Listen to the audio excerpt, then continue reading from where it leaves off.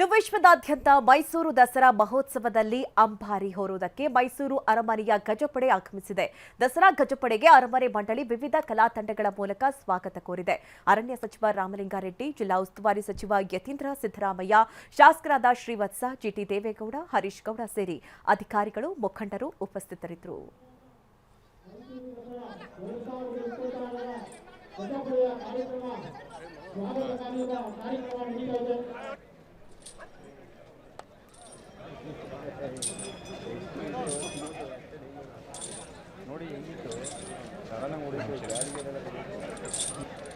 ಮೈಸೂರು ದಸರಾಕ್ಕೆ ಇನ್ನೇನು ಕೆಲವೇ ದಿನಗಳು ಮಾತ್ರ ಬಾಕಿ ಇದೆ. ಹೀಗಾಗಿ ಅರಮನೆಗೆ ಈ ಅಂಬಾರಿ ಹೊರುವಂತಹ ಆನೆಗಳ ಆಗಮನವಾಗಿರುವಂಥದ್ದು ಆ ದೃಶ್ಯಗಳನ್ನು ಕೂಡ ಗಮನಿಸ್ತಾ ಇದ್ದೀರಿ.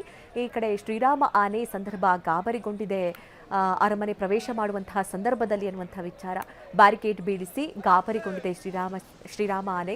ಜನರು ಹಾಗೂ ನಾದಸ್ವರದ ಸದ್ದಿಗೆ ಶ್ರೀರಾಮ ಆನೆ ಗಾಬರಿಗೊಂಡಿದೆ ಈ ಸಂದರ್ಭ.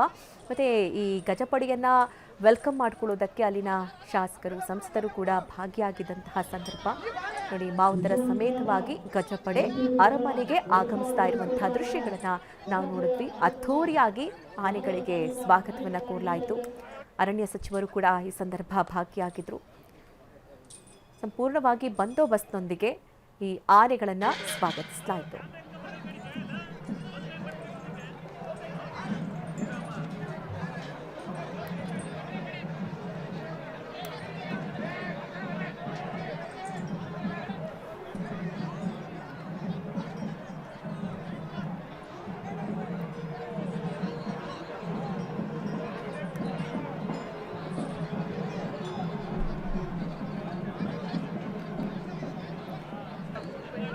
ನೋಡಿ, ಶ್ರೀರಾಮ ಆನೆ ಸೇರಿದಂತೆ ಗಜಪಡೆಯೇ ಇವತ್ತು ಅರಮನೆ ಮೈದಾನಕ್ಕೆ ಬಂದಿಳಿದಿದೆ. ಆ ಸಂದರ್ಭ ಒಂದ್ ಕಡೆ ಶ್ರೀರಾಮ ಆನೆ ಸ್ವಲ್ಪ ಗಾಬರಿಗೊಂಡಿದೆ. ಯಾಕಂದ್ರೆ ನಾದಸ್ವರ, ಅಲ್ಲಿದ್ದಂತಹ ಜನರ ನೋಡಿ ಒಂದು ಸ್ವಲ್ಪ ಕೆಲ ಕಾಲಗಳಲ್ಲಿ ಅದು ಕೂಡ ಗಾಬರಿ ಆಯಿತು. ಮತ್ತೆ ಅದನ್ನ ಕಂಟ್ರೋಲ್ ಮಾಡುವಂತಹ ಕೆಲಸವನ್ನ ಮಾವುತರು ಮಾಡಿದ್ದಾರೆ.